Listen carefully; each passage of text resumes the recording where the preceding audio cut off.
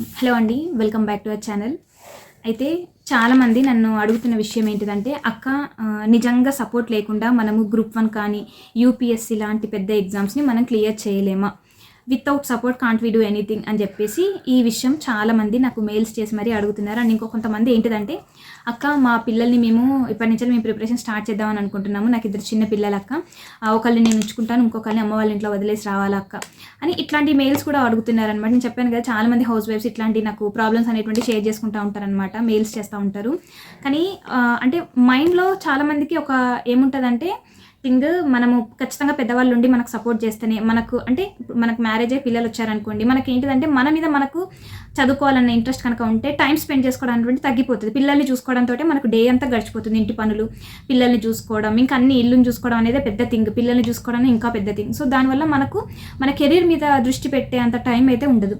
So మనం ఏమనుకుంటాము, okay పిల్లల్ని అంటే పిల్లల్ని ఒకరు చూసుకోవాలి అండ్ మనకి ఇంట్లో కూడా ఒకరు పని చేసి పెట్టే వాళ్ళు ఉండాలి, అప్పుడు మనం చదువుకోగలుగుతాము అన్న థింగ్ అనేటువంటిది చాలా మందికి వచ్చేసింది అనమాట. మనకు ఖచ్చితంగా కంప్లీట్గా మనం ఏం పని చేయకూడదు, మనం కేవలం బుక్స్ ఇట్లా ఉంటేనే మనకు వచ్చేస్తుంది, మనం అనుకున్న గోల్ని రీచ్ అవుతాము అన్న థాట్ అనేటువంటిది చాలా మందికి ఉందన్నమాట. కానీ నేను దాన్ని 100% అని చెప్పలేనులేండి, ఒక 70 to 80% మాత్రం యాక్సెప్ట్ చెయ్యను. రిమైనింగ్ 20% గురించి చెప్తాను. ఖచ్చితంగా ఈ వీడియోలో చివరి వరకు చూడండి, చెప్తాను. అయితే ఈ థాట్ అనేటువంటిది ఫస్ట్లో ఎక్కడ మనకు ప్రాబ్లం అక్కరైతుంది అంటే, పిల్లలు చిన్నగా ఉంటారు చూడండి, మనకు 1 year 2 years బేబీస్ అండ్ నెలల పిల్లలు ఉంటారు చూడండి, అప్పుడు మనకు చాలా ప్రాబ్లం వస్తుంది. అప్పుడు మనకు పేరెంట్స్ సపోర్ట్ ఖచ్చితంగా ఉండాలి. మనకు పెద్దల సపోర్ట్ లేకపోతే మనం అప్పుడు మాత్రం ఎగ్జామ్స్కి ప్రిపరేషన్ అనేటువంటిది మనం స్టార్ట్ కూడా చేయలేము. కనీసం చదవడం పక్క పెడితే కనీసం బుక్స్ కొనుక్కొని స్టార్ట్ చేయాలన్న థింగ్ కూడా, ఆ థాట్ కూడా రాదనమాట. అయితే మనం ఏంటిదంటే ఇన్ కేస్ ఇప్పుడు ఈ టైంలో చాలామంది, అక్క ఇప్పుడు నా బేబీకి 7 months, నేను ప్రిపరేషన్ స్టార్ట్ చేయాలనుకుంటున్నాను, ఎట్లా అక్క, నేను ఇక్కడ మొత్తం ఇల్లు వదిలేసి నేను మా హస్బెండ్ని కూడా పర్మిషన్ తీసుకున్నాను, మా ఇంటికి వెళ్ళి చదువుకోవాలా లేదంటే బేబీని మా ఇంట్లో వదిలేయాలా అని చెప్పేసి అడుగుతున్నారనమాట. నేనైతే వద్దుమా, అంటే ఇప్పుడు నోటిఫికేషన్స్ ఏమీ రాలేదు కదా, ఇప్పుడు నోటిఫికేషన్స్ రాని ఈ టైంలో బేబీని తీసుకెళ్ళి అమ్మ దగ్గర, అంటే దట్టు నెలల బేబీ అంటున్నారు కదా, సో ఆ టైంలో ఫీడింగ్ ఖచ్చితంగా అవసరం, తల్లిపాలు ఖచ్చితంగా అవసరం అట్లాంటి చిన్న పిల్లలకి. సో ఖచ్చితంగా నేను వద్దనే చెప్తాను. ఇంకా ప్రిపరేషన్ అనేటువంటి స్టార్ట్ అంటే మనకు నోటిఫికేషన్ రాలేదు కదా, డైలీ ఒక 1 hour 2 hours చదివితే సరిపోతుంది. అది కూడా బేబీ పడుకున్నప్పుడు మనం చదవచ్చు. కంప్లీట్గా బేబీని దూరంగా ఉంచి అయితే ఇప్పుడు చదవాల్సిన అవసరం లేదు. తర్వాత రిగ్రెట్ ఫీల్ అవుతాము, అయ్యో నోటిఫికేషన్ వచ్చిన తర్వాత మనము సపోర్ట్ తీసుకుని అయిపోయేది కదా అని చెప్పేసి బాధపడతాం అనమాట. సో అట్లాంటివి అయితే చేయకండి. ఇప్పుడు కొంచెం మనకు నోటిఫికేషన్ వచ్చే వరకు జస్ట్ నార్మల్గా చదువుకుంటూ వెళ్ళండి. పిల్లలు చిన్నగా ఉన్నప్పుడు నోటిఫికేషన్ వస్తే ఎట్లా అక్క అని అంటారు కదా, ఖచ్చితంగా అప్పుడు మాత్రం సపోర్ట్ అయితే ఉండాలి. ఇన్ కేస్ చదవగలను అన్న దృఢ సంకల్పం ఉంటే కొంచెం నిద్ర అనేటువంటి సాక్రిఫైస్ చేసి, పిల్లలు పడుకున్న టైంలో, పిల్లలు చాలా తక్కువ పడుకుంటారు, చిన్న పిల్లలు 1 2 years 3 years బేబీస్ కూడా చాలా తక్కువ పడుకుంటారు, నైట్ అంతా నిద్రపోరు, మనల్ని సతాయిస్తూ ఉంటారు. అట్లాంటప్పుడు ఏంటిదంటే బాడీ అసలు కంప్లీట్గా అసలు మనకి ఏం సహకరించదనమాట మనం చదవాలి అన్నదానికి. ఎందుకంటే పొద్దంతా పని చేస్తుంటాము పిల్లలతో, ఇంటికి చాకిరి చేసి మళ్ళీ నైట్ కూడా చదవాలంటే అసలు మనకు బాడీ సహకరించదు, బ్రెయిన్ కూడా వర్క్ చేయదు. సో అట్లాంటప్పుడు మనము ఒకవేళ చేయగలను అని అనుకుంటే చేయొచ్చు. ఎందుకంటే నేనే బెస్ట్ ఎగ్జాంపుల్. ఎందుకంటే నా చిన్న పాప 6 months ఉన్నప్పుడు మేము హైదరాబాద్, అంటే నాకు డెలివరీ అయిన తర్వాత సెకండ్ టైం, అప్పుడు కోవిడ్ టైం, చాలా రిస్క్ చేసాం మేము. సో అప్పుడు నేను 6th month పడ్డ తర్వాత నేను హైదరాబాద్కి వచ్చాను. అప్పటి నుంచి నాకు ఎవరి సపోర్ట్ లేకుండా నేను ఇప్పటి వరకు అంటే వచ్చాను కదా, మరి అప్పుడు నాకు ఎవరు పెద్దవాళ్ళు ఇంట్లో ఉండి చూసుకోవడం అట్లాంటిది ఏమీ లేదు. సో నాది ఎందుకు ఎగ్జాంపుల్గా చెప్తున్నానంటే, నాకు ఆ టైంలో కూడా నేను యూపీఎస్సీకి ప్రిపేర్ అయినాను.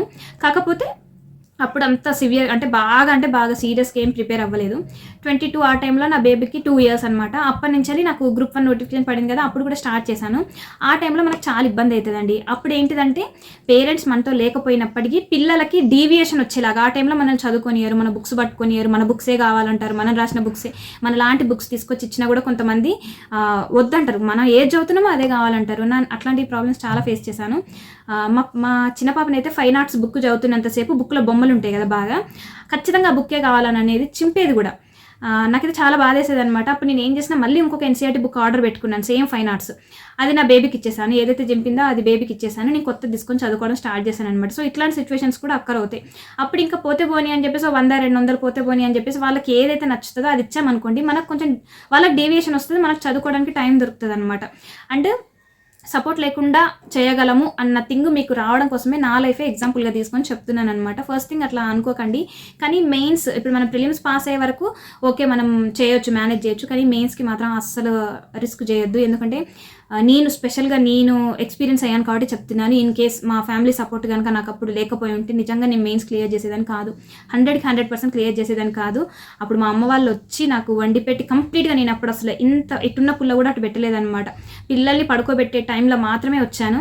అప్పుడు కూడా మా అమ్మే చూసుకుంటా అన్నది, కానీ నేను మాత్రం కంప్లీట్గా పిల్లలకి 7 days ఎందుకు దూరంగా ఉండడం, మళ్ళీ తర్వాత ఎగ్జామ్ కనుక మనం అనుకున్న రిజల్ట్ రాకపోతే కొంచెం రిగ్రెట్ ఫీల్ అవుతామని పిల్లల్ని మాత్రం జస్ట్ వాళ్ళు పండుకునే ఆ కొంచెం టైంలో, ఎందుకంటే నేను కూడా నడుము వాల్చాలి కదా, కంప్లీట్గా డే అంతా 24/7 నేను స్ట్రైట్గా కూర్చొని చదువుకుంటూ ఎగ్జామ్స్ రాసుకుంటూ ఇట్లా ఉండలేను కదా.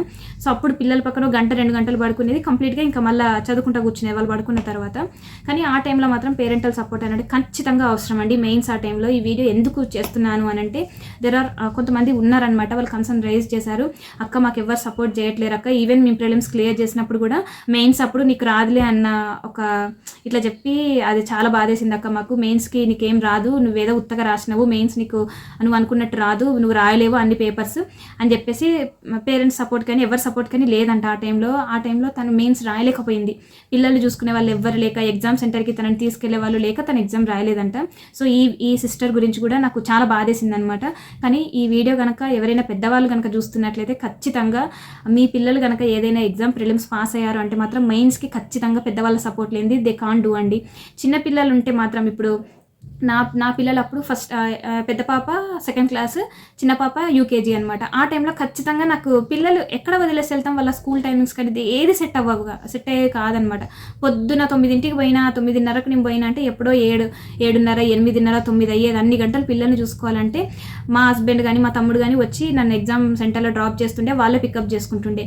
సో ఇంట్లో ఖచ్చితంగా పిల్లల్ని చూసుకోవడానికి ఒకళ్ళు ఉండాలి, మనతో పాటు ఒకళ్ళు ఉండాలన్నమాట. అట్లయితేనే మనం ఎగ్జామ్ రాయగలుగుతాము, మెయిన్స్ లాంటి ఎగ్జామ్స్. ఎందుకంటే నేనే బెస్ట్ ఎగ్జాంపుల్ కాబట్టి చెప్తున్నాను.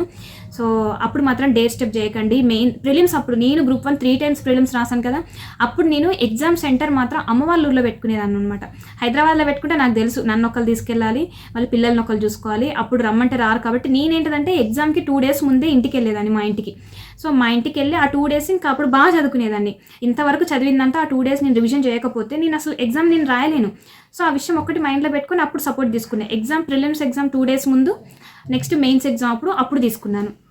ఆ సపోర్ట్ మాత్రం ఖచ్చితంగా ఉండాలండి. సపోర్ట్ లేకపోతే ఆ ఎగ్జామ్స్ అంటే మెయిన్స్ ఎగ్జామ్స్ రాయలేము. ప్రిలిమ్స్ 2 days ముందు సపోర్ట్, మిగతా ఏ టైంలో అప్పుడు మాత్రము సపోర్ట్ లేకుండా కూడా నేను నెట్టుకొచ్చిన.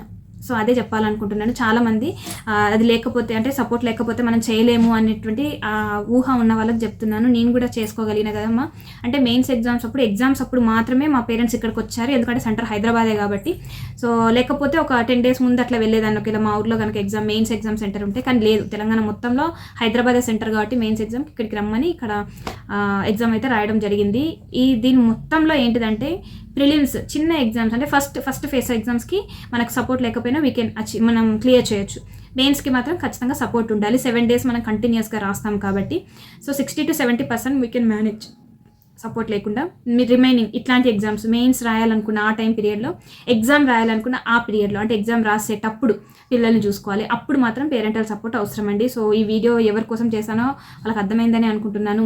మీరు ఫస్ట్ భయం తీసేయండి, నేను చేయలేను, నాకు పెద్దలు లేరు అంటే. ఎగ్జాక్ట్లీ మీ పిల్లల కంటే మా పిల్లలు ఒక 1 year చిన్న, మా పిల్లలు చిన్న. ఇంకా ఇప్పుడు ప్రజెంట్ మీరు స్టార్ట్ చేసినా కూడా మనకు నోటిఫికేషన్ వచ్చేసరికి మీ పిల్లలు కూడా ఇద్దరు పెద్దగా అవుతారు, మంచిగానే ఒక 3rd, 5th అట్లా వస్తారు కదా. సో అప్పటికి మీరు ఎగ్జామ్స్ రాయగలుగుతారు.